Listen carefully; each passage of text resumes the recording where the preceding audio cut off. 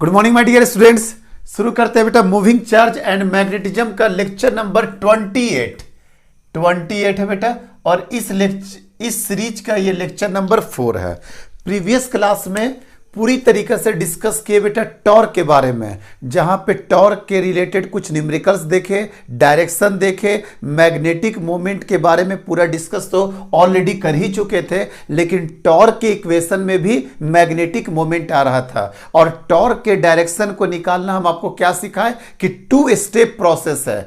First step में आपको magnetic moment का डायरेक्शन निकालना होता है और सेकंड स्टेप में फिर आपका टॉर्क का डायरेक्शन निकलता है। तो टॉर्क का फॉर्मूला क्या कराया बेटा अभी जस्ट सर प्रीवियस क्लास में क्या कराए थे, M vector cross B vector. और अगर इसको तोड़ के लिखे तो कितना होगा बेटा, M B into sine theta. और डायरेक्शन के लिए क्या बताए थे, एम पे आपको फर्स्ट ये रखना है थंब, फर्स्ट वेक्टर आपका एम, सेकंड वेक्टर आपका बी, थंब रखना है एम पे और बी को क्या करना बेटा, कर्ल फिंगर करना है। आपका जो थंब का डायरेक्शन देगा वही डायरेक्शन देगा टॉर्क का। ऑलरेडी सर हम लोग डिस्कस कर चुके हैं। अब चलिए अब नेक्स्ट सेगमेंट पढ़ते हैं बेटा, potential energy of a magnetic dipole in a field. देखो बेटा फिर से वही बात करेंगे, सेम कॉन्सेप्ट है इलेक्ट्रोस्टैटिक्स का, यहां पे भी पोटेंशियल एनर्जी का। वहां पे टॉर्क का फॉर्मूला होता था बेटा P vector cross E vector, और यहां पे क्या होता है M vector cross B vector. अभी जस्ट बताए थे इससे प्रीवियस क्लास में ये तो। अब पोटेंशियल एनर्जी वहां पे क्या होता था sir, minus P vector dot E vector, यहां पे क्या हो जाएगा minus M vector dot V vector.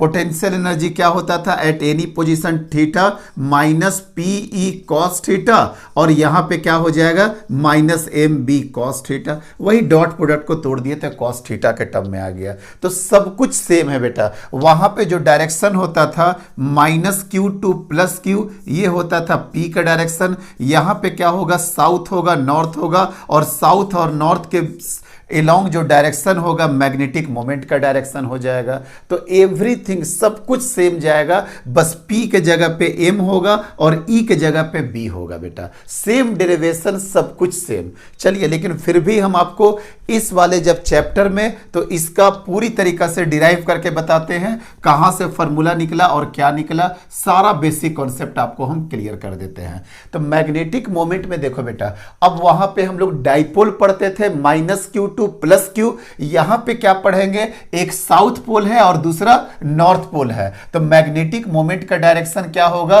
South से लेकर के नॉर्थ के तरफ। वहां पे P वेक्टर बराबर होता था Q इंटू 2a, और इसका direction minus Q two plus Q. तो यहां पे क्या हो जाएगा, पोल स्ट्रेंथ, Q के जगह पे हो जाएगा pole strength and distance between them. ये कितना डिस्टेंस हो गया 2a, या कहीं पे अगर डिस्टेंस अगर L होगा बेटा तो sir simple M into L हो गया। समझ में आ गया मैग्नेटिक मोमेंट क्या होगा। तो सर एक कॉन्सेप्ट तो क्लियर है, magnetic moment M into L होता है। हाँ सर एक फार्मूला और होता है I into area. Yes sir, अगर आप इसको n नंबर ऑफ लूप्स की बात करेगा तो n से मल्टीप्लाई करके कर दीजिए, m बराबर क्या होगा, number of loops into current into area vector. ये सारे कॉन्सेप्ट क्लियर है बेटा। ये सर ये सारे प्रीवियस कॉन्सेप्ट है जो कि आपको हम डील कर दिए। अब चलिए अब थोड़ा सा हम लोग और बेसिक की तरफ बढ़ते हैं बेटा। और उस बेसिक में क्या है, इसको भी हटा ही देते हैं। ये नॉर्थ रेड वाला को इंडिकेट कर रहे हैं बेटा नॉर्थ से, और साउथ को इंडिकेट कर रहे हैं ब्लू से। ध्यान रखिएगा आगे इसी वे में है। और मैग्नेटिक मोमेंट का डायरेक्शन सर साउथ पोल से नॉर्थ पोल तक। अब देखो बेटा, potential energy of a magnetic dipole in a magnetic field. अभी हम लोग क्या क्या डील करेंगे, देखो बेटा एक्सटर्नल वर्क डन के बारे में, उसके बाद work done by magnetic force जिसको कंजर्वेटिव फोर्स बोलेंगे, उसके बाद चेंज इन काइनेटिक एनर्जी का कॉन्सेप्ट, काइनेटिक एनर्जी का कॉन्सेप्ट, टॉर्क का कॉन्सेप्ट, पोटेंशियल एनर्जी का कॉन्सेप्ट। अगर देखिएगा बेटा तो ये सारा भाई भाई है। क्यों, क्योंकि सारा joule joule joule joule joule joule सब जूल में ही आएगा कि नहीं, या न्यूटन मीटर में आ जाएगा। तो सारा का कॉन्सेप्ट एक ही तरह निकालेंगे, और सेम हम लोग निकाल चुके हैं बेटा इलेक्ट्रिक डाइपोल में, लेकिन स्टिल फिर भी हम लोग कोशिश करते हैं कि यहां पे भी किया जाए। मैग्नेटिक फील्ड हो गया बेटा B, yes sir magnetic field हो गया। अब ये डाइपोल रखा हुआ है बेटा, समझो ये डाइपोल का यही डाइपोल का रहने का चाहत है, यह इसी तरीके से डाइपोल रहना चाहता है। कैसे सर? सर इधर हो गया साउथ, इधर हो गया नॉर्थ, पहला वाला केस में बेटा। तो मैग्नेटिक मोमेंट क्या हो गया इस डायरेक्शन में, बी क्या हो गया इस डायरेक्शन में, तो टॉर्क बराबर क्या हो गया बेटा एम क्रॉस बी, और थीटा बराबर 0 डिग्री, तो टॉर्क बराबर क्या हो गया बेटा 0 डिग्री। और टॉर्क 0 के साथ साथ ये कौन सा इक्विलिब्रियम पकड़ लिया बेटा? स्टेबल इक्विलिब्रियम पकड़ लिया। मींस यहां पे बार मैग्नेट और यहां पे मैग्नेटिक फील्ड, मैग्नेटिक फील्ड यही चाहता है बेटा कि किसी भी बार मैग्नेट को हम अपने डायरेक्शन में एलाइन कर दे। डाइपोल किसे, just like dipole -q to +q, वो भी क्या चाहता था? जैसे कि याद है, देखो देखो देखो देखो, सब क्लियर करेंगे। ये हो गया -q और ये हो गया +q, ये हो गया -q। अगर इलेक्ट्रिक फील्ड इस डायरेक्शन में है तो यहां पे फोर्स हो जाएगा QE और यहां पे फोर्स हो जाएगा QE, मतलब इस डायरेक्शन में हो जाएगा QE। और ये अलाइन करके क्या चाहता है बेटा कि सर हम इस तरह से कर दे +q और -q, क्योंकि इस वाले पोजीशन में क्या होता है बेटा, स्टेबल इक्विलिब्रियम में टॉर्क तो 0 हो जाता है, और पहले से ही मेरा ट्रांसलेशनल इक्विलिब्रियम था, नेट फोर्स तो 0 था ना, और अभी आपको कौन सा मिल गया? Rotational equilibrium. तो इक्विलिब्रियम पे इक्विलिब्रियम मौज तरीके से पड़ा हुआ है बेटा, मतलब इसको जिंदगी का कोई हेडेक नहीं, एकदम आराम से पड़ा हुआ है, कोई दिक्कत नहीं। और कभी भी किसी बार मैग्नेट को किसी भी डायरेक्शन में आप रखिए, वो अपने डायरेक्शन के अलोंग, मैग्नेटिक फील्ड डायरेक्शन के अलोंग बार मैग्नेट को अलाइन कर देता है। यही है बेटा रखने का चाहत। अगर आप देखो, आपको क्या फ्री सस्पेंडेड में किसी भी मैग्नेट को घुमा करके ऐसे करके रख दीजिए और उसको छोड़ दीजिए, वो धीरे धीरे धीरे धीरे धीरे धीरे करते करते करते नॉर्थ और साउथ डायरेक्शन में रेस्ट करेगा। पहले बता दिए थे कि कोई भी मैग्नेट को आप रखिए, बार मैग्नेट को, वो कहां रेस्ट करता है बेटा? नॉर्थ से साउथ पोजीशन में। क्यों? क्योंकि वो चाहता है वो अपने मैग्नेटिक फील्ड के अलोंग अलाइन कर दे। सर कॉन्सेप्ट क्लियर हो गया, कोई दिक्कत नहीं है। नेट फोर्स तो सर शुरू से 0 चल रहा था, नेट फोर्स का तो कोई हेडेक ही नहीं था। टॉर्क जब 0 हुआ इस वाले केस में देख बेटा, torque 0, F net 0, F net 0, rotational equilibrium भी मिला हुआ है, ट्रांसलेशनल इक्विलिब्रियम भी मिला हुआ है, मतलब ये एकदम जिंदगी का सुकून का नींद सो रहा बेटा, इसमें कोई दिक्कत नहीं है। हाँ, लेकिन अब अगर बार मैग्नेट को आप स्टेबल पोजीशन से एक एंगल थीटा पे अगर लेकर के आइएगा तो क्या ये अपने आप आना चाहेगा? नहीं सर। आप यहां पे देखिए बेटा, आप कुछ ना कुछ आप एक्सटर्नल वर्क डन करिएगा, एक्सटर्नल आप टॉर्क लगाइएगा, इसको इस तरीके से करके घुमाइएगा, जिसको बोलेंगे टॉर्क एक्सटर्नल, टॉ एक्सटर्नल। और टॉर्क क्या चाहेगा? मैग्नेटिक फील्ड के कारण जो टॉर्क होगा, मैग्नेटिक फील्ड के कारण जो टॉर्क होगा, ये क्या चाहेगा? हम इस वाले डायरेक्शन में अलाइन हो करके बार मैग्नेट को हम इस वाले पोजीशन में लेकर के आए। यही चाहत है बेटा, यही चाहत है रखने का। हम ये थीटा एक्सटर्नली लगाए, work done by external force लगाए, टॉ एक्सटर्नल लगाए, तब जाकर के इस पोजीशन में आया। और अगर हम वर्क डन करेंगे इस पोजीशन में आ जाएगा, और करेंगे इस पोजीशन में आएगा। यहां पे कौन सा पोजीशन हो गया? Theta is equal to 90 degree. ये क्या हो जाएगा? थीटा 90 डिग्री से ज्यादा। ये क्या हो गया? थीटा 90 डिग्री से लेस। क्यों? क्योंकि आपका जो थीटा है ना बेटा, ये वाला जो थीटा है, ये किसके किसके बीच में है? एम एंड बी के बीच में है। तो ये बीच में जो ब्लैक लाइन खींचा हुआ है किसका है बेटा? मैग्नेटिक मोमेंट का लाइन है। ये बीच में बेटा साउथ से नॉर्थ, साउथ से नॉर्थ, साउथ से नॉर्थ। चलिए अब देखिए ध्यान से, अगर ये टॉ एक्सटर्नल हो गया बेटा, यहां पे ये क्या हो गया? टॉ एक्सटर्नल हो गया, और ये क्या हो गया बेटा? टॉर्क हो गया। तो अब आपको एक्सटर्नल वर्क डन तो करना पड़ेगा। क्यों? क्योंकि आपका बार मैग्नेट क्या चाह रहा? इस पोजीशन में रहने का। आप क्या ला दिए? इस पोजीशन में। चलो बेटा, एक बार हम फोर्स लगा करके थीटा 1 पोजीशन में लेकर के आ गए, मान के चलो ना, मान लेते हैं 30 डिग्री लेकर के आ गए, ठीक है? तो 30 डिग्री पे कितना पोटेंशियल एनर्जी होगा हम ये निकाल लेंगे। उसके बाद एक केस और लेकर के चलेंगे, अगर 30 डिग्री से हम 60 डिग्री पे लेकर के आ गए, अब बार मैग्नेट क्या हो गया? 30 डिग्री पे। अब हो सकता है 30 डिग्री से हम 60 डिग्री पे लेकर के आ गए, तो हमको कितना एक्सटर्नल वर्क डन करना पड़ेगा?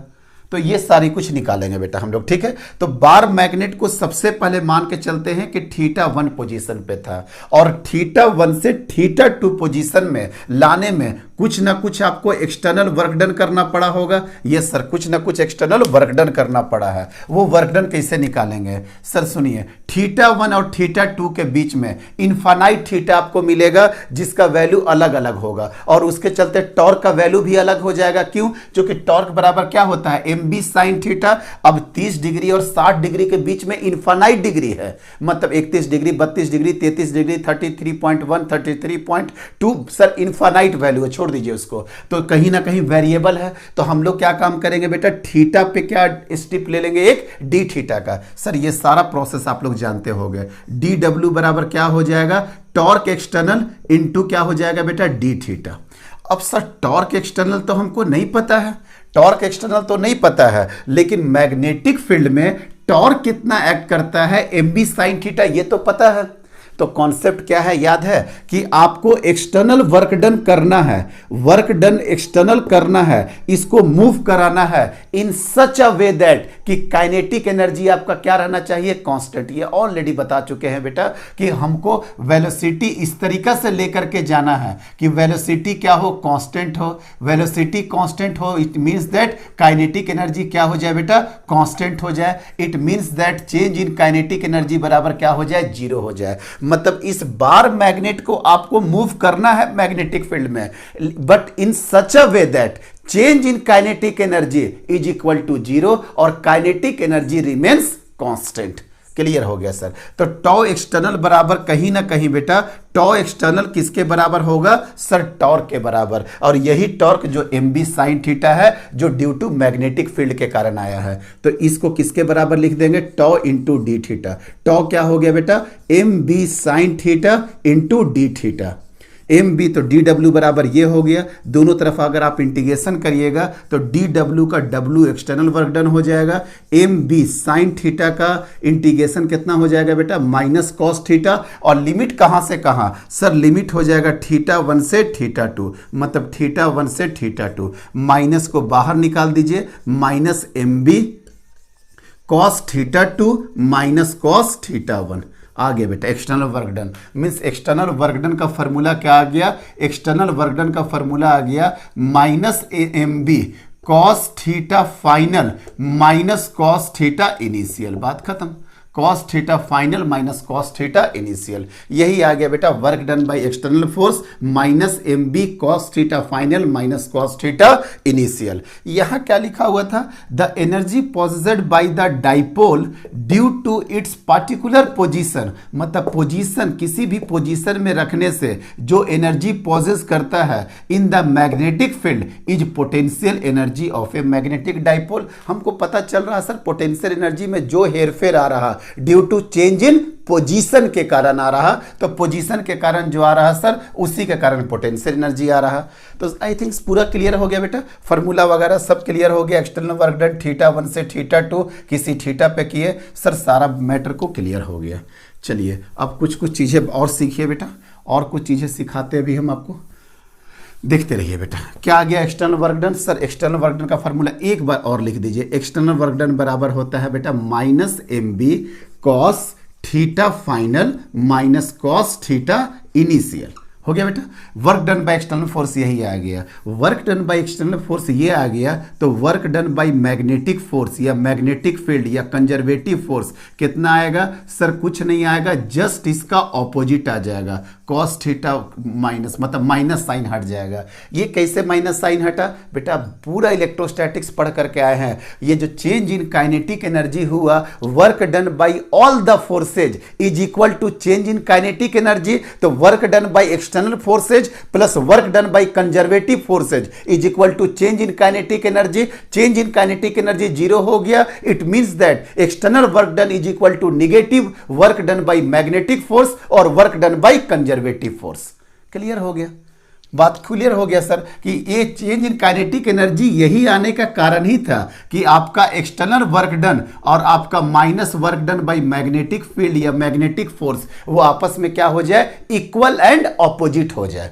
तो सर ये भी आ गया work done by magnetic force work done by conservative force, एक ही बात है। Work done by external force क्या होता है बेटा, चेंज इन पोटेंशियल एनर्जी, पूरा सुनिएगा बेटा। और work done by conservative force, work done by conservative force या यहाँ पे मैग्नेटिक फोर्स किसके बराबर हो जाएगा, negative change of potential energy का। ये ऑलरेडी हम लोग पढ़े थे कि potential energy is defined only for conservative nature. तो work done by conservative force बराबर क्या होगा, negative change of potential energy. तो sir change of potential energy कितना हो जाएगा, कंजर्वेटिव फोर्स कितना है सर, सर एक ही बात लिखिए ना, यही तो हो जाएगा minus M B cos theta final minus cos theta initial. अच्छा एक चीज और बता रहे हैं, यहां पे सोचो बेटा, यहां पे सोचो, यहां पे देखो, अगर हमको 30 डिग्री से 60 डिग्री तक मूव कराना पड़ा बार मैग्नेट को, तो वर्क डन तो आपको करना पड़ेगा बेटा। ये देखिए work done by external force देखिए, माइनस एम इंटू बी क्या हो जाएगा बेटा, एम इंटू बी लिखिए ना, कोई दिक्कत नहीं, कॉस 30 माइनस कॉस 60 डिग्री। अगर आप यहाँ पे देखिएगा बेटा कॉस 30 डिग्री, फाइनल क्या हो गया 30 डिग्री 2।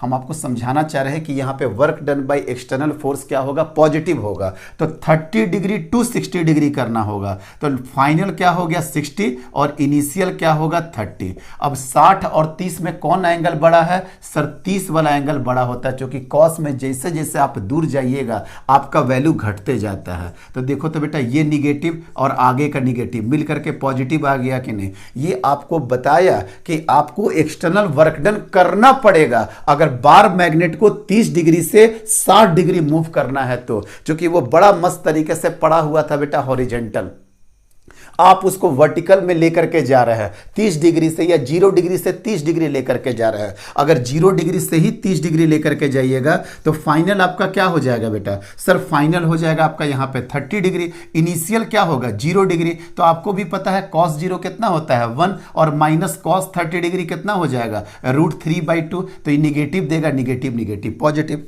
क्लियर हो गया कि सर वर्क डन एक्सटर्नल क्या होगा, हमेशा पॉजिटिव होने वाला है। Work done by magnetic field क्या होगा, इसका जस्ट रिवर्स हो जाएगा। पोटेंशियल एनर्जी कितना होगा, minus M B cos theta final minus cos theta initial. ये इसके बराबर ही तो है, देखो ना बेटा यही तो सेम है। तो यही तो बोल रहे हैं work done by external force बराबर क्या होगा, change in potential energy. And work done by conservative force क्या होगा, negative change of potential energy. And potential energy is defined only for conservative force. चलिए अब यहां से हम लोग आगे बढ़ेंगे। अब हम लोग यहाँ से जब आगे बढ़ेंगे बेटा, अब हम लोग यहाँ पे कुछ रिफरेंस लेंगे। अब अगर हम लोग रिफरेंस जो लेते हैं वो थीटा इनिशियल बराबर 90 डिग्री को लेते हैं। सर 90 डिग्री का मतलब, 90 डिग्री का मतलब एम वेक्टर आपका बी वेक्टर तो इधर था और एम वेक्टर कहाँ हो गया बेटा, इधर। मतलब सर ये वाला आपका रिफरेंस है, ये आपका रिफरेंस है। समझते जाओगे बेटा, ये चाहत था कि ये चाहता है कि हमेशा मैग्नेट बार मैग्नेट इसी वे में रहे, और ये आपका रेफरेंस पॉइंट है। रेफरेंस पॉइंट क्या होता है कि जब थीटा 90 डिग्री, थीटा मतलब सर एम और बी के बीच का एंगल कितना होगा 90 डिग्री, तो cos 90 कितना हो जाएगा सर, cos 90 होगा 0। तो चेंज इन पोटेंशियल एनर्जी कितना होगा, minus M B cos theta final minus 0, minus 0 means कितना आ गया sir, minus M B cos theta final, minus M B cos theta final. अब देखिए बेटा क्या आ गया पोटेंशियल एनर्जी का formula sir change in potential energy minus M B cos theta final आ गया। हम लोग क्या बोलेंगे, सिंपल तरीका से ये लिखते हैं बेटा, U बराबर minus M B cos theta. इसका मतलब क्या हो गया सर, इसका मतलब ये हुआ at any angle theta potential energy stored by a bar magnet at any angle theta potential energy stored by the bar magnet। और क्या इसी को इस तरीके से नहीं लिखा जा सकता है बेटा, minus M vector dot B vector. यही तो बोले थे कि आपको हम प्रूफ कराएंगे। अगर कोई ऑब्जेक्ट को 10 मीटर के हाइट तक तुम उठाओगे तो क्या बोलते हो कि mgh हो गया, डायरेक्टली आप mgh बोलते हैं कि नहीं, कभी आप बोलते हैं कि mgh माइनस 0 हो गया, क्योंकि अर्थ का रिफरेंस क्या ले लिया, हाइट वहां पे क्या ले लिया 0। उसी तरीका से यहां पे रिफरेंस क्या था, theta is equal to 90 degree. क्यों वो रिफरेंस लिए, ताकि मेरा एक अच्छा सा फॉर्मुलेटेड फार्मूला आ जाए, minus M vector dot B vector. कहीं कोई दिक्कत नहीं है सर पूरी तरीका से आपको क्लियर कर दिए बेटा, ठीक है। आगे चले अब, यस सर आगे चलिए। अब अगर आगे चले बेटा, कहां से कहां हम लोग आ गए, minus M vector dot B vector, यही है ना। तो अब देखिए बेटा केस केस 1 u बराबर क्या हो गया बेटा minus M B cos theta. अब अगर देखिए थीटा बराबर 0 डिग्री, 0 डिग्री का मतलब क्या हो गया, m वेक्टर और b वेक्टर आपस में पैरेलल है। सर यही तो केस है, b वेक्टर आपका ये हो गया और m वेक्टर आपका ये हो गया, तो कितना आंसर आ जाएगा सर, यहाँ पे आपका पोटेंशियल एनर्जी क्या आ जाएगा माइनस एम बी, और यही मिनिमम पोटेंशियल एनर्जी होगा, यही मिनिमम। और यही कंडीशन किसका है, स्टेबल का कंडीशन है। यहाँ पे टॉर्क कितना है सर, टॉर्क कितना है सर, टॉर्क क्या है 0, और यही आपका रिफरेंस कंडीशन होता है बेटा। अब बताइए बेटा थीटा बराबर 90 डिग्री पे, थीटा बराबर 90 डिग्री पे सर पोटेंशियल एनर्जी हो जाएगा 0 और टॉर्क हो जाएगा आपका मैक्सिमम, और टॉर्क का वैल्यू कितना हो जाएगा mb। थीटा बराबर 180 डिग्री पे, 180 डिग्री का मतलब क्या हो गया बेटा, b इधर और m आपका इधर, मतलब पोटेंशियल एनर्जी कितना हो गया minus M B cos 80 degree, minus M B cos 180 degree, और कॉस 180 डिग्री होता है -1, मतलब ये हो गया सर प्लस एम बी। मतलब यहाँ पे एनर्जी क्या होता है सर, मैक्सिमम होता है, पोटेंशियल एनर्जी क्या हो जाता है, मैक्सिमम हो जाता है। आ गया सर, और यहाँ पे टॉर्क भी क्या होगा 0 होगा, बट कंडीशन कौन सा होगा सर, ये कंडीशन होगा अनस्टेबल इक्विलिब्रियम का, ये कंडीशन है आपका स्टेबल इक्विलिब्रियम का। कहीं कोई दिक्कत नहीं है, पूरी तरीके से क्लियर कर दिए। और देख बेटा ये मेरा ऐसा कंडीशन है जहां पे आपको ट्रांसलेशनल इक्विलिब्रियम मिला, यहां पे भी सर ट्रांसलेशनल इक्विलिब्रियम मिलेगा। ट्रांसलेशनल इक्विलिब्रियम में तो कोई दिक्कत नहीं, यहां पे मिलेगा रोटेशनल इक्विलिब्रियम भी, क्यों, क्योंकि टॉर्क 0 होता है, और उसके साथ साथ क्या मिलेगा बेटा आपको, स्टेबल कंडीशन, क्योंकि बार मैग्नेट हमेशा क्या चाहता है कि हम मैग्नेटिक फील्ड के एलोंग अलाइंड हो जाए। आई थिंक पूरा कंक्लूजन क्लियर है बेटा। यस सर पूरा कंक्लूजन आपका क्लियर हो गया। आगे बढ़े, ठीक है। चलिए अब कुछ प्रॉब्लम्स अगर कर लेंगे तो आपका मैटर सॉल्व। बस ये देखिएगा कि work done by external force पूछ रहा या work done by conservative force पूछ रहा, यही सब आपको दिमाग में लगाना है बेटा। एक ये देख लो बेटा, एक ऑसिलेशन का कंडीशन भी देख लीजिए। ऑसिलेशन का कंडीशन बेटा, अगर मान लेते हैं ये स्टेबल इक्विलिब्रियम में है, ये स्टेबल इक्विलिब्रियम में है, और यहाँ से हल्का सा थीटा एंगल अगर इस तरीका से घुमा दिया जाए, तो पता है बेटा अगर थीटा स्मॉल होगा, अगर थीटा स्मॉल होगा तो ये एसएचएम शुरू कर देगा बेटा, ऊपर नीचे ऊपर नीचे ऊपर नीचे। इसी चीज को प्रूफ करना है, जो कि बड़ा आसान बात है। टॉर्क बराबर क्या होता है बेटा, M vector cross B vector, और यही किसके बराबर हो जाएगा, M B into sine theta के बराबर। टॉर्क बराबर क्या होता है बेटा, आई इंटू अल्फा बराबर कितना होता है, एम बी साइन थीटा। इसमें किसी को प्रॉब्लम तो नहीं है ना, टॉर्क बराबर आई इंटू अल्फा। एफ बराबर क्या होता है बेटा, मास इंटू ए, एफ के जैसा टॉर्क, एम के जगह पे आई, ए के जगह पे अल्फा। एसएचएम का कंडीशन क्या होता है, A directly proportional to minus omega square X, यहां पे क्या हो जाएगा, alpha directly proportional to minus omega square into theta, यही कंडीशन होगा। मतलब ओमेगा स्क्वायर तो सॉरी यहाँ पे मतलब माइनस ओमेगा स्क्वायर हटा दो, कोई दिक्कत नहीं है। तो ये कंडीशन हो जाता है, ए का कंडीशन क्या होता है, ए बराबर minus omega square X, sorry alpha बराबर क्या हो गया, minus omega square into theta. मतलब acceleration is directly proportional to X, और निगेटिव साइन तो इसलिए लगता है कि अगर क्लॉकवाइज घुमाइएगा तो वह एंटी क्लॉकवाइज भागेगा, निगेटिव साइन सिर्फ उसी का मतलब है। तो आई अल्फा बराबर M B sine theta, alpha बराबर कितना हो गया बेटा, M B divided by I into sine theta. कोई दिक्कत नहीं है। If angle is very small, if angle is very small, अगर आप एंगल आपका काफी छोटा हो गया तो अल्फा क्या हो जाएगा बेटा, M B divided by I into theta.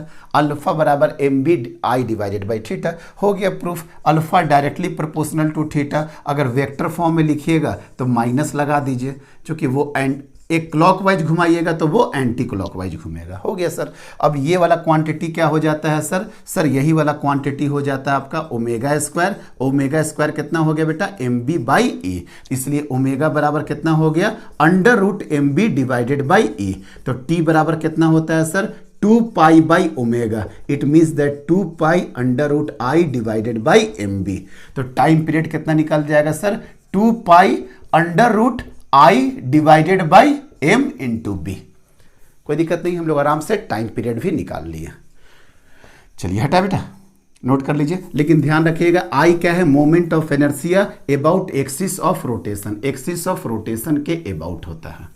ठीक है, अब चलिए छोटे छोटे क्वेश्चन कुछ कर लेते हैं बेटा। क्या क्वेश्चन करेंगे sir, work done to rotate the dipole from stable to unstable equilibrium in magnetic field. Work done कुछ नहीं बोला है, it means that work done by external force क्या था बेटा, minus M B cos theta final minus cos theta initial. अब देखिए कहां से कहां ले जाना है, स्टेबल से अनस्टेबल ले जाना है, मतलब फाइनल अनस्टेबल मतलब 180 डिग्री और स्टेबल मतलब 0 डिग्री। तो कितना हो गया बेटा, minus M B cos 180 minus 1 cos 01 मतलब माइनस एम बी और ये माइनस 2, कितना हो गया बेटा 2 एम बी। ये हो गया पहला क्वेश्चन। सेकंड वाला क्या बोल रहा है, सेक बोला work done by magnetic force. Work done magnetic force क्या होगा, work done by magnetic force conservative force बराबर निगेटिव वर्क डन बोल रहा है ना, work done by magnetic force क्या हो जाएगा, minus work done by external force, मतलब सर वो कुछ भी होगा तो माइनस 2mb, मतलब आंसर हो गया माइनस 2mb। अगर निकालने का मन होता तो डायरेक्टली निकाल दीजिए, mb cos 180 degree minus cos 0 degree, mb कितना हो गया बेटा माइनस 1 कितना हो गया माइनस 2mb। आराम से हो गया क्वेश्चन, कोई दिक्कत नहीं है। और थर्ड वाला क्वेश्चन पढ़ो तो बेटा, क्वेश्चन पढ़ना जरूरी है। Determined work done by magnetic field, मतलब work done by magnetic field पूछ रहा है। मैग्नेटिक फील्ड कितना होता है sir, M B cos theta final minus cos theta initial. ठीक है, determined work done by magnetic field in rotating a loop of area A. Area आपका A दे रहा है, ध्यान दो बेटा, एरिया ए दे रहा है, from a position where it's area vector. ध्यान दीजिए बेटा, एरिया वेक्टर कहां से, फ्रॉम बोल रहा, from area vector is parallel to magnetic field. Area vector magnetic field के पैरेलल हो गया, मतलब थीटा बराबर 0 डिग्री। याद है ना, थीटा किसके किसके बीच में था, मैग्नेटिक फील्ड के बीच में और एरिया वेक्टर के बीच में, नॉट एरिया, एरिया वेक्टर के फील्ड में, एक एरिया वेक्टर के साथ, is parallel to the magnetic field to position where area vector is anti parallel, मतलब theta is equal to 180 degree, मतलब थीटा बराबर 0 से लेकर जाना है थीटा बराबर 180 डिग्री तक। तो देखिए ना बेटा, एम बी फाइनल क्या हो गया, कॉस 180 माइनस कॉस 0 मतलब माइनस 2b, मतलब इसका आंसर कितना हो जाएगा minus 2 into M into B. लेकिन माइनस 2 एम का वैल्यू यहाँ पे आपको रखना पड़ेगा बेटा, करंट फ्लो आई और एरिया ए। तो लीजिए ना बेटा आई ए बी, मतलब इसका आंसर हो जाएगा माइनस 2IAB। बस यही ध्यान रखना था। अगर एरिया दे देता बेटा, अगर ये वेक्टर नहीं देता, मतलब वो 90 डिग्री का बात कर रहा, 90 डिग्री से फिर आपको 180 डिग्री लेकर के चलना पड़ता। तो सोचो एक वेक्टर के कारण पूरा आंसर चेंज हो जाएगा। सर समझ में आ गया। नेक्स्ट क्वेश्चन देखिए बेटा क्या है, a loop of magnetic moment, पढ़िए, a loop of magnetic moment, ये loop of M is place in the orientation of unstable equilibrium position. आहा, मतलब वो सबसे पहले बोल दिया कहां पे है लूप, कहां पे है डाइपोल आपका, सर आपका डाइपोल ही आप बोल दिए कि थीटा बराबर 180 डिग्री पे है, अनस्टेबल इक्विलिब्रियम पे है। ठीक, खत्म। इन यूनिफॉर्म मैग्नेटिक फील्ड मतलब बी के साथ है और मैग्नेटिक मोमेंट आपका एम है। The external work done in rotating it through angle theta is. अब देखिए बेटा, आपका जो बार मैग्नेट है बेटा, आपका जो बार मैग्नेट है, आपका जो बार मैग्नेट है वो पहले से इस तरीके से पड़ा हुआ है कि वो अनस्टेबल इक्विलिब्रियम में है। इट मींस दैट बी आपका इधर है और आपका एम वेक्टर कहाँ बन गया बेटा, इधर बन गया। अब क्या बोल रहा कि आपको थीटा डिग्री एंगल रोटेट करना है। अगर थीटा डिग्री एंगल अगर आपको रोटेट करना है तो अब बताइए क्या होगा। सर अगर थीटा डिग्री आप रोटेट करिएगा तो थीटा इनिशियल कितना हो गया, शुरू में कहाँ था बेटा 180 डिग्री, और थीटा फाइनल कितना हो जाएगा 180 डिग्री प्लस थीटा। क्यों, क्योंकि बी से एम के तरफ, बी से एम के तरफ देखो पहले क्या हो गया बेटा 180 डिग्री हो गया बी से एम के तरफ, और अब यहां से लेकर के यहां तक मतलब 180 डिग्री प्लस एफ। और निकालना क्या है बेटा, एक्सटर्नल वर्क डन, कोई बात नहीं, work done by external force कितना हो जाएगा minus M B cos theta final, theta final मतलब बेटा 180 प्लस थीटा, और क्या होता है बेटा माइनस कॉस थीटा इनिशियल मतलब 180 डिग्री। तो ये कितना हो जाएगा बेटा माइनस एम बी और 180 डिग्री प्लस थीटा मतलब सर यहाँ पे आ रहा, यहाँ पे कॉस पॉजिटिव होता है, यहाँ पे कॉस पॉजिटिव होता है, ये हो जाएगा माइनस कॉस थीटा और ये हो जाएगा माइनस और कॉस 80 माइनस मतलब प्लस 1 मतलब ये हो जाएगा बेटा minus M B 1 minus cos theta 1 minus cos theta. ये हो जाएगा आपका एक्सटर्नल वर्क डन, ये हो जाएगा आपका एक्सटर्नल वर्क डन। कहीं कोई दिक्कत नहीं है, आराम से आ जाएगा बेटा। देखिए अब यहाँ से भी आप चेक कर सकते हैं, ये जो थीटा गया बेटा ये किस कोऑर्डिनेट में गया है, थर्ड कोऑर्डिनेट में भी हम लोग लिए हैं, तो वहाँ पे कॉस थीटा माइनस हो जाएगा, तो ये माइनस वैल्यू भी फेंकेगा बेटा। तो यहाँ से आराम से आप देख सकते हैं कि इक्वेशन क्या है। तो ध्यान से अगर यहाँ पे work done by conservative force देता तो ये वाला क्वांटिटी क्या हो जाता बेटा, जस्ट और जस्ट क्या हो जाता सर, ये हो जाता आपका वो प्लस हो जाता। समझ गए सर क्या बोल रहे हैं। एक नया टाइप का और क्वेश्चन देख लीजिए बेटा, एक न्यू टाइप का क्वेश्चन। ये क्वेश्चन सब फ्रीक्वेंटली आ सकता है, अगर और कॉन्सेप्ट आपके अच्छे होंगे तभी ये क्वेश्चन सॉल्व होगा, क्योंकि ये मोमेंट ऑफ इनर्शिया से रिलेटेड होगा बेटा। एक रिंग है MIR is place in magnetic field shown in figure. Ring है MIR का प्लेस मैग्नेटिक फील्ड में है। It is released from rest. What is the its angular speed when it is rotated by 90 degree. आप समझो बेटा क्या situation है।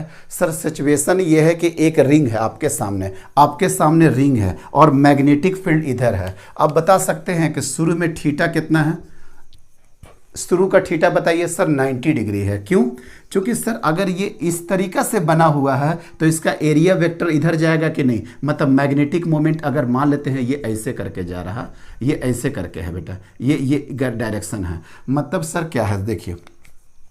अब यहाँ पे सब कुछ पूरा का पूरा गेम क्या है कि अगर आपका जब रेस्ट में था मतलब कोई करंट फ्लो नहीं हो रहा था, तो करंट कोई फ्लो नहीं हो रहा था तो मैटर ये हो गया, मतलब इसका एरिया वेक्टर कहाँ गया, बाहर के तरफ, मतलब थीटा कितना हो गया 90 डिग्री। और जब ये पोजीशन आई करंट फ्लो हो गया, तो सोचो बेटा ये डॉट डॉट के मतलब अंदर में, देखो बेटा ये करंट अंदर में और ये वाला पार्ट देखो ऐसे बाहर के तरफ आ रहा, तो मैग्नेटिक मोमेंट किस डायरेक्शन में गया सर, इस डायरेक्शन में, मतलब थीटा बराबर कितना हो गया बेटा 180 डिग्री। क्योंकि ये बोल भी रहा बेटा find its angular speed when it is rotated by 90 degree, sorry when it is rotated by 90 degree. तो यहां पे क्या करते हैं लोग 90 प्लस 90 180 डिग्री कर लेते हैं, कोई दिक्कत नहीं है। वहां पे भी ज्यादा कोई क्वेश्चन का बस निगेटिव का फर्क आने वाला है। लेकिन अगर ये डायरेक्शन में एंटी क्लॉकवाइज मूव कर रहा बेटा, अगर ये शुरू में क्या था बेटा, शुरू में क्या था, ये वाला एंगल था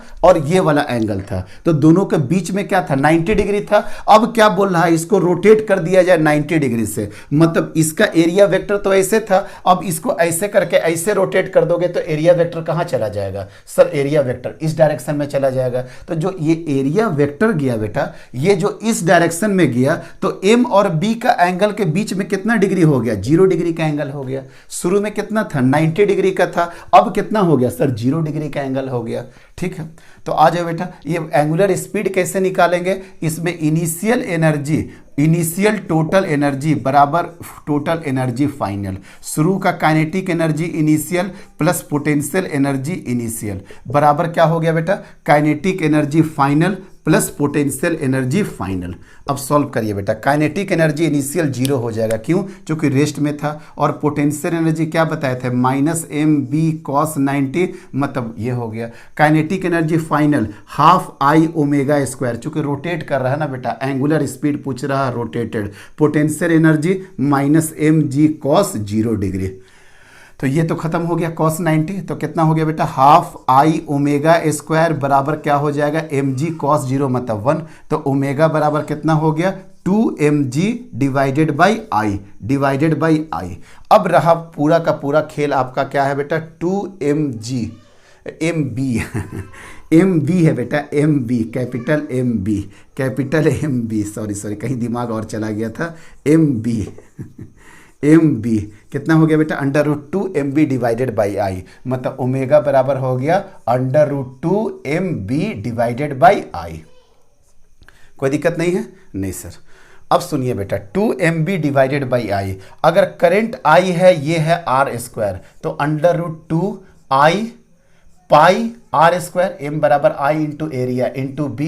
अब मोमेंट ऑफ इनर्शिया का पूरा खेल है बेटा। रिंग के लिए मोमेंट ऑफ इनर्शिया होता है एम आर स्क्वायर, रिंग के लिए ही होता है एम आर स्क्वायर बाई 2। अगर एक्सिस ऑफ रोटेशन के अबाउट दे देगा तो आप रिंग को लेकर के चलना एम आर स्क्वायर, लेकिन अबाउट एक्स एक्स दे देगा, अबाउट वाई वाई दे देगा, ये देखो ऐसे करके रोटेट कर रहा, ऐसे करके रोटेट कर रहा, और एक होता है ऐसे रोटेट करना जेड के अबाउट, तो इसके अबाउट होता है एम आर स्क्वायर। तो अगर आप एम आर स्क्वायर करिएगा तो आर स्क्वायर से आर स्क्वायर कट जाएगा, it means that 2IB divided by small M divided by small M. तो पूरा फिर मोमेंट ऑफ इनर्शिया पे ये क्वेश्चन टिक जाता है कि आपका मोमेंट ऑफ इनर्शिया वाला चैप्टर कितना स्ट्रांग है। तो समझ में आ गया बेटा, ये वाला टॉपिक खत्म हुआ। अब हम लोग नेक्स्ट सेगमेंट में बढ़ते हैं, मूविंग कॉइल गैल्वेनोमीटर। लेकिन सब कुछ डिराइव करवाए और बहुत अच्छे अच्छे और सारे प्रॉब्लम हम इलेक्ट्रिक फील्ड में भी कराए हैं। अगर वो दोनों को कंबाइंड करके पढ़िएगा आपको लगेगा कि ये टॉपिक पढ़ने का कोई खास जरूरत था ही नहीं,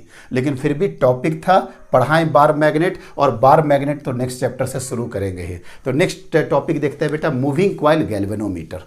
नेक्स्ट टॉपिक है बेटा मूविंग कॉइल गैल्वेनोमीटर। इसको अभी एक्सप्लेन करेंगे और एक लेक्चर हमको और लगेगा, लेक्चर नंबर 29, और इस सीरीज का लेक्चर नंबर 5, और इस चैप्टर को चैप्टर नंबर 4 को हम लोग फिनिश कर देंगे। ठीक है, तो मूविंग कॉइल गैल्वेनोमीटर चलते हैं बेटा। आज थ्योरेटिकल पोर्शन करेंगे और कल निकालेंगे करंट सेंसिटिविटी, गैल्वेनोमीटर का यूज, वोल्टेज सेंसिटिविटी, और इसके बेस्ड में गैल्वेनोमीटर से अमीटर बनाएंगे और गैल्वेनोमीटर से वोल्ट बनाएंगे। आज हम लोग बेसिक प्रिंसिपल देख लेते हैं, लेकिन आपको ध्यान रहे एक बात का कि आप बेसिक प्रिंसिपल जानते हो, बस हम आपको रिकॉल करा देंगे क्या है moving coil galvanometer. Moving coil galvanometer is a device used to detect और मेजर, ये डिटेक्ट भी करता है कि करंट फ्लो हो रहा या नहीं हो रहा, और मेजर भी करता है, but small amount of current. ध्यान रखिएगा, small electric current flowing in an electric circuit.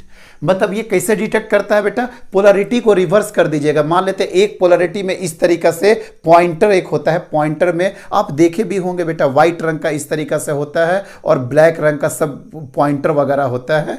कई लोग येलो का कवर में लेकर के आते हैं। आपका फ्रिज, वॉशिंग मशीन, एसी वगैरह कुछ भी खराब होता है तो वो सबसे पहले डिटेक्ट करते हैं कि क्या करंट फ्लो हो रहा कि नहीं। वो जैसे पोलैरिटी को रिवर्स करते हैं, अगर पहले डायरेक्शन ये आ रहा होगा तो दूसरे तरफ डायरेक्शन ये आ जाएगा। अगर एक का डायरेक्शन इसी का इसी तरफ है, इट मींस दैट करंट वहां फ्लो नहीं कर रहा। चलिए, तो ये सिंपल सा बात है, डिटेक्ट करता है, मेजर करता है small amount of current which is flowing in an electrical circuit. इसके प्रिंसिपल क्या है बेटा, When a current carrying coil is placed in a magnetic field, it experience a torque। Sir इससे पहले तो वही पढ़े थे कि अगर किसी रेक्टेंगुलर में, अच्छा फिर से मेरे पास वो नहीं है ना, चलिए दिखाते रहते हैं। मान लेते हैं बेटा ये रेक्टेंगुलर कॉइल है और ये रेक्टेंगुलर कॉइल मैग्नेटिक फील्ड में था, तो याद है ना बेटा, एक अंदर के तरफ एक बाहर के तरफ, तो ये इस तरीके से रोटेट कर जा रहा था। यही इसका बेसिक प्रिंसिपल है कि अगर किसी रेक्टेंगुलर कॉइल को या किसी भी कॉइल को मैग्नेटिक फील्ड में रखिएगा तो वो क्या कर जाता है बेटा, रोटेट कर जाता है। बस यही इसका प्रिंसिपल है। आगे आपको दिखाते हैं क्या है। When a current carrying coil is placed in a magnetic field, it experience a torque and thus starts rotating. Yes sir, we choose a coil having many number of turns made insulated copper placed in a strong magnetic field.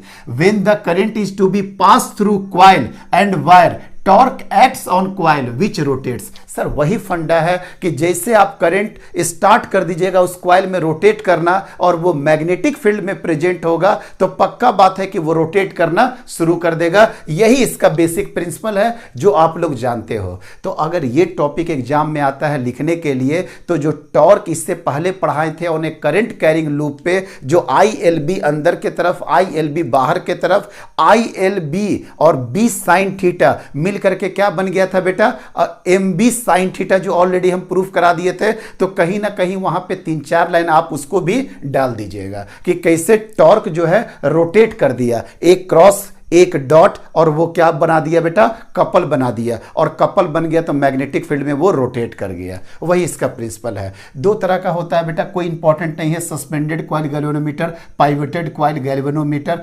Important ये देखिए क्या क्या है, बस समझाते जाएंगे, समझते जाइएगा। प्रिंसिपल तो समझ में आ गया सर कि कभी भी यूनिफॉर्म मैग्नेटिक फील्ड में करंट कैरिंग कॉइल में अगर करंट का फ्लो शुरू कर दीजिएगा तो वो टॉर्क लगेगा, वह रोटेट करना शुरू हो जाएगा, और रोटेट करेगा, उसके आगे की बातें हम बताते हैं।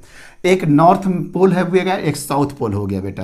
तो अब मैग्नेटिक फील्ड ऐसे हो गया और करंट कैरिंग कॉइल है, अगर ऐसे होगा तो ये रोटेट करेगा, ऊपर अपर सस्पेंशन होता है, लोअर लोअर सस्पेंशन होता है। इसको भी छोड़िए, यहां पे देखिए बेटा, यही मेनी नंबर ऑफ टर्न्स है रेक्टेंगुलर वाला। अब समझिए बेटा, ये जो रेक्टेंगुलर सेक्शन है, ये रेक्टेंगुलर सेक्शन जो है बेटा, इसमें मेनी नंबर ऑफ टर्न्स है, इस तरीका से टर्न्स है, और नीचे इसका स्प्रिंग अटैच्ड है, इसके नीचे स्प्रिंग अटैच्ड है। अब सुनिए मेरे बात को, एक स्प्रिंग है, इस तरीके से गोला है, स्प्रिंग है, ठीक है। स्प्रिंग हर जगह होता है, बाइक में भी होता है, रेलवे ट्रैक में भी होता है, मेरे पेन के अंदर भी होता है। तो मान लेते हैं बाइक वाला को हम लेकर के आ गए, यहाँ पे एक स्प्रिंग है, हम बोलेंगे किसका मसल पावर ज़्यादा है, कैसे चेक करेंगे बेटा? उसको चेक करने का 3 उपाय है। पहला उपाय क्या है कि वो स्प्रिंग को इसे खींच करके दिखाओ कौन कितना तार की तरह फैला सकता है, लेकिन इसका लिमिट तो यहीं तक है। चलो सर, इसको फेल हो गया।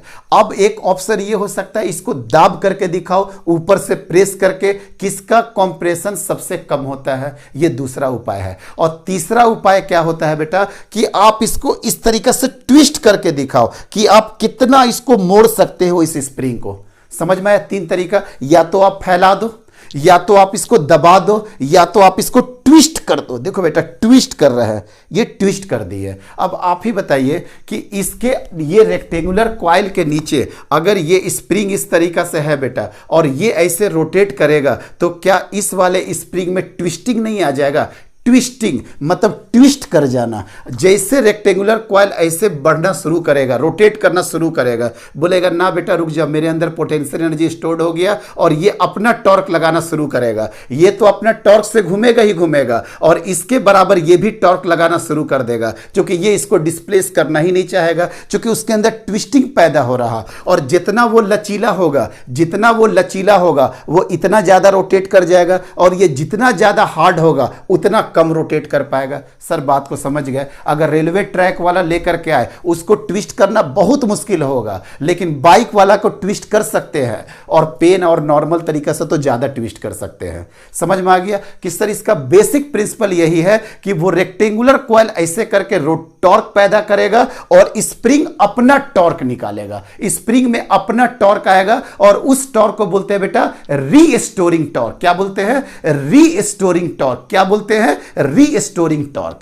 चलिए, तो ये टॉर्क कितना जनरेट कर देगा? सर ये टॉर्क जनरेट कर देगा T = mb sin theta. Yes sir, पता है mb sin थीटा, पूरा पूरा लिखिए बेटा। n number of loops, current IAB × sin theta. और ये टॉर्क के कारण ये रेक्टेंगुलर वाला जो ब्लॉक है बेटा, ये रेक्टेंगुलर जो कॉइल है, ये इस तरीके से रोटेट कर जाएगा, लेकिन सेम टाइम में स्प्रिंग में भी ट्विस्टिंग शुरू हो जाएगा, और ये भी ट्विस्ट करना इसके ऑपोजिट डायरेक्शन में रिवर्स कर देगा। मतलब इस टॉर्क को बैलेंस करने के लिए ये अपना रीस्टोरिंग टॉर्क लगाएगा, जो कि होता है G × phi के बराबर। इसके बारे में आपको हेडेक नहीं लेना है बेटा। ये रीस्टोरिंग टॉर्क G × phi। देख बेटा, F बराबर आप पढ़े हो ना, -kx, F के जैसा टॉर्क, K के जैसा कांस्टेंट, और X के जैसा फाई। इस फाई का नाम क्या है बेटा? सर इस फाई का नाम है angle of twist. Angle of twist. ये G क्या है बेटा? इस G का नाम है बेटा टॉर्जनल कांस्टेंट। क्या नाम है? Torsional constant. और टॉर्क TR क्या हो गया बेटा? Restoring torque. अब बताओ, ये टॉर्क इस टॉर्क के जैसे बराबर हो जाएगा, मामला रुक जाएगा, और वहीं से हम लोग निकाल लेंगे डिफ्लेक्शन। और समझिए बेटा, तो रुकिए, अभी हम ये दोनों को पहले बैलेंस कर देते हैं। सर अच्छा, ये तो समझ में आ गया होगा। अच्छा, नहीं भी समझ में आया तो कोई बात नहीं, अभी हम समझाएंगे। क्या हो गया बेटा? NIAB × sin थीटा बराबर क्या हो गया? G × phi। ये आपको बिल्कुल हेडेक नहीं लेना है कि ये कहाँ से आया। ये सब हम लोग पढ़ते हैं मैकेनिकल इंजीनियरिंग में, टॉर्जनल एक चैप्टर ही होता है, क्या होता था, T/J बराबर τ/r और g θ/l, हाँ बड़ा सा इक्वेशन होता, तो इसका आपको हेडेक नहीं लेना है। तो I बराबर कितना हो गया बेटा, g divided by n AB into sine theta into phi. Sir यही हो गया। अब देखो तो बेटा ये I किस पे डिपेंड कर गया, sir this I depends upon, जल्दी बताइए बेटा किस पे डिपेंड कर गया, सर एक साइन थीटा पे डिपेंड करेगा और दूसरा फाई पे डिपेंड करेगा। G torsional constant, number of loop constant, area constant, magnetic field constant, तो यही तो दो परेशान करने वाला है ना। यस सर, बस यही दो परेशान करने वाला है, कोई बात नहीं, यही दो फैक्टर पे डिपेंड करेगा, एक साइन थीटा पे और एक फाई पे।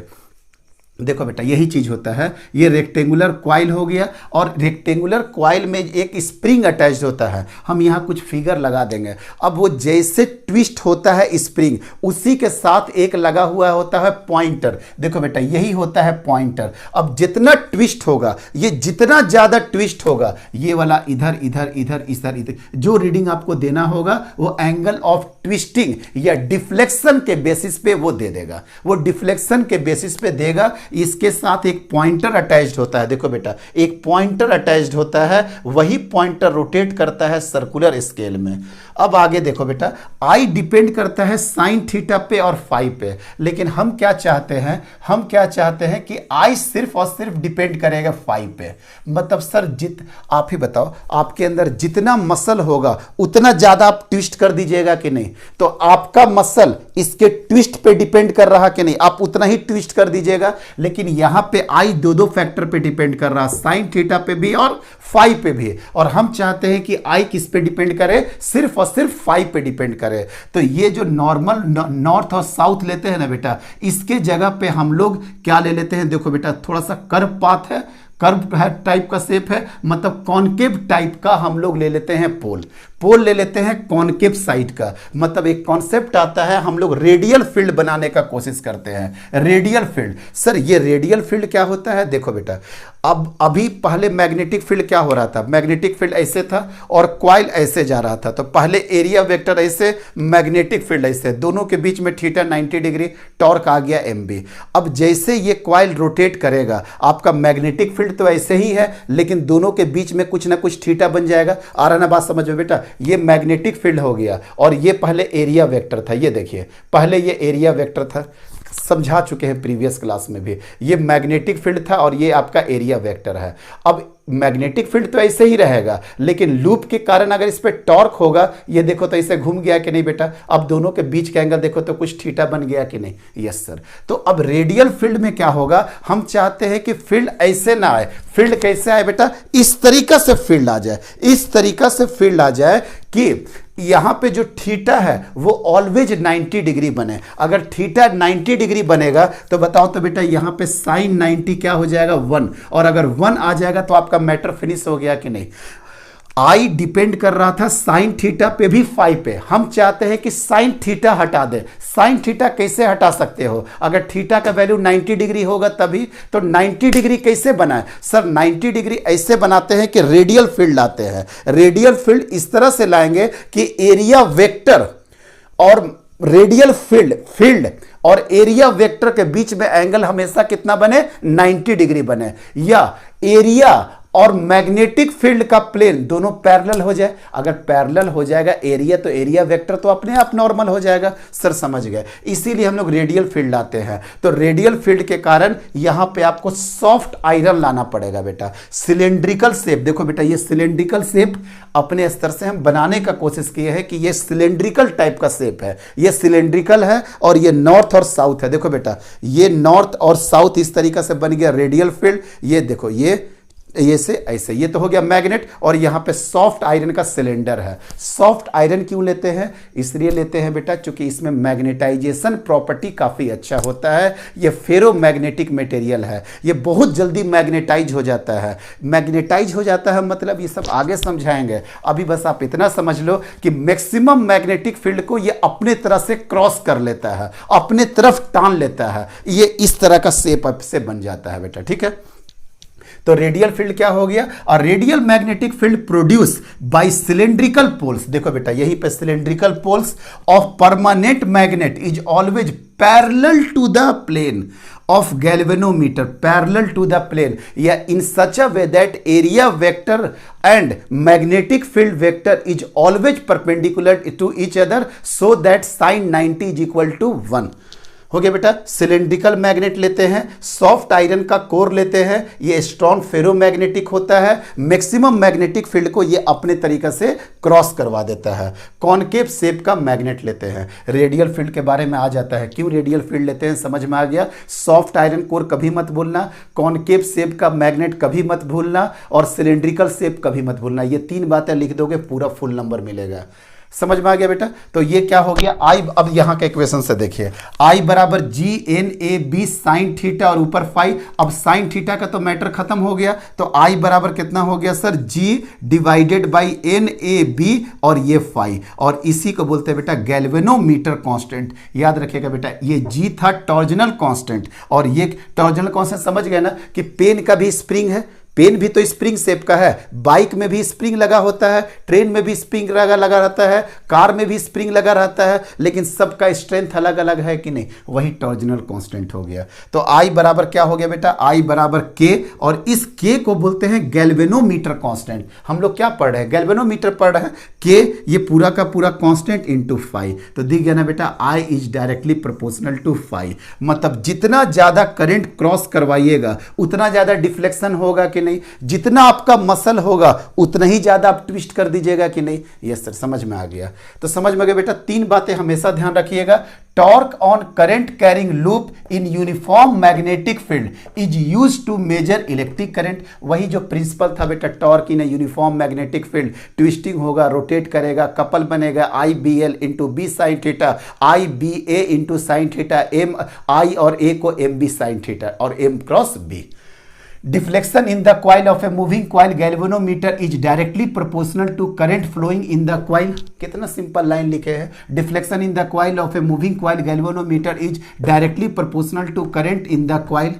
रेक्टेंगुलर कॉइल ऑफन यूज लेते हैं, मोर नंबर ऑफ टर्न्स लेते हैं, जितना ज़्यादा से ज़्यादा टर्न लीजिएगा उतना ही ज़्यादा टॉर्क प्रोड्यूस होगा, जितना करंट लीजिएगा उतना ज़्यादा प्रोड्यूस होगा। लेकिन ध्यान रखिएगा ये पॉइंटर बहुत जल्दी ब्रेक भी करता है, ये सब आगे चल करके हम बताएंगे। तो ये समझ में आ गया बेटा, सिलेंड्रिकल, ये इसका टर्मिनल पॉजिटिव निगेटिव टर्मिनल, ये क्यों दिए हैं, करंट फ्लो करने के लिए, करंट फ्लो करने के लिए दिए हुए हैं बेटा। Pointer rotation on circular section, एक लैंप स्केल अरेंजमेंट भी होता है बेटा। सस्पेंडेड कॉइल गैल्वेनोमीटर था, पॉइंटेड कॉइल गैल्वेनोमीटर है। ये जो वायर लेते हैं ये फाइन वायर फास्फोरस ब्रांच का लेते हैं। इसका सेंसिटिविटी इसका होता है सस्पेंडेड का 10 टू द पावर -9, और इसी तरीके से पाइवेटेड का हो जाता है 10 to the power -6 ampere. Generally ये दोनों के बीच में कभी पूछता नहीं है डिफरेंस क्या है, आपको यही अरेंजमेंट लेकर के चलना पड़ता है। और ये पॉइंटर कैसे स्प्रिंग के साथ अटैच है, ये पीछे है बेटा, यही वाला फिर हम लोग को अटैच करके बता देंगे, फिगर में डाल देंगे। तो आई थिंक बात समझ में आ गया। नेक्स्ट लेक्चर जो है हम यहाँ से शुरू करेंगे बेटा, आई बराबर के इंटू फाई, इसके आगे हम पीछे बात भी नहीं करेंगे। समझ में आ गया। आपके पास आएगा बेटा 2 नंबर का, 3 नंबर का, 4 नंबर का, और अगर आपका कॉम्पिटिटिव एग्जाम जेई नीट में आएगा तो वो अमीटर वोल्ट मीटर से देगा, और थ्योरी अगर इधर से देगा, आपके पास इतना लैंग्वेज है कि आप भर भर के लिख दीजिएगा। अरे 5-6 पॉइंट भी अगर सटीक लिख दीजिएगा ना तो भी 3 नंबर आराम से मिल जाएगा। तो मूविंग कॉइल गैल्वेनोमीटर का तो अभी आधा बताए हैं, अभी आधा तो कल बताएंगे, यूज बताएंगे, एडवांटेज बताएंगे, डिसएडवांटेज बताएंगे, बहुत कुछ बताने वाले हैं। और मूविंग कॉइल गैल्वेनोमीटर फिनिश होगा, और इसके बाद हम लोग शुरू करेंगे चैप्टर नंबर 5। एक लेक्चर बेटा और पेशेंस रखिए, ठीक है, उसके बाद फिर हम लोग स्टार्ट करते हैं। आज का लेक्चर यहीं पे खत्म करते हैं बेटा, यहाँ से शुरू करें हम लोग, ठीक है। Thank you very much.